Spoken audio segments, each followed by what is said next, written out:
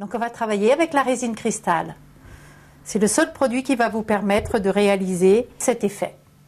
Le plateau est peint, sec. À présent, on va travailler avec la résine. Je prends quelques éléments pour mettre au fond. Et à présent, on va préparer la résine. Première opération, j'enfile les gants pour protéger mes mains. Je prends le durcisseur. Il a un bouchon de sécurité, donc je l'ouvre en exerçant une pression. Ensuite, je prends une dosette et je mets une dose de durcisseur et je devrais mettre 2 doses de résine. Je vais remplir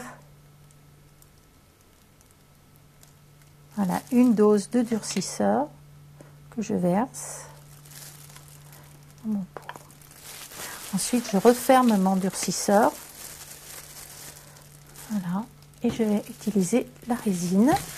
Et là, je vais faire 2 doses de résine. Première dose.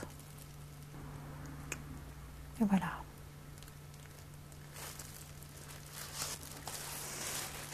À présent, je prends le mélangeur et je remue les 2 composants sans battre le produit pour pas créer des bulles. Il ne faut jamais préparer l'ensemble de la résine en une seule fois. Pourquoi? Parce que la réaction chimique va être violente et en fait le produit va chauffer et votre résine va jaunir parce qu'elle aura trop chauffé. Donc vous voyez, le maximum de produits à préparer, c'est cette quantité-là. Le produit n'est pas totalement transparent. Lorsqu'il sera bien mélangé, il deviendra transparent. La résine est très transparente, on dirait de l'eau. Donc là, à présent, je vais pouvoir la mettre dans mon plateau.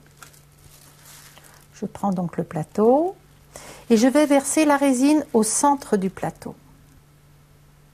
Voilà. Pourquoi au centre?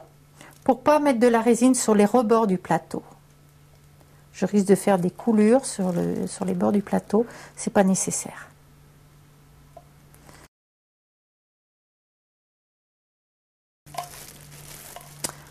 Là, j'ai plus besoin des gants, donc je peux les retirer. Et là, je vais faire circuler ma résine pour qu'il y en ait bien de partout. Si j'en veux davantage, je peux refaire de nouveau une préparation, mais là, ça me suffit. J'ai juste voilà, la clé que je peux bouger comme ceci.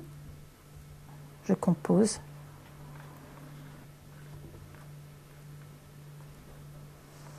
Faites attention de ne pas mettre d'éléments poreux dans la résine, sinon vous aurez des micro-bulles. Donc à présent, on va attendre 12 heures de séchage en le protégeant avec un carton ou avec un film plastique comme ceci. Il ne faut pas que ça touche la résine bien sûr, mais ça va protéger la résine de toutes les poussières environnantes qui pourraient se déposer lors du séchage.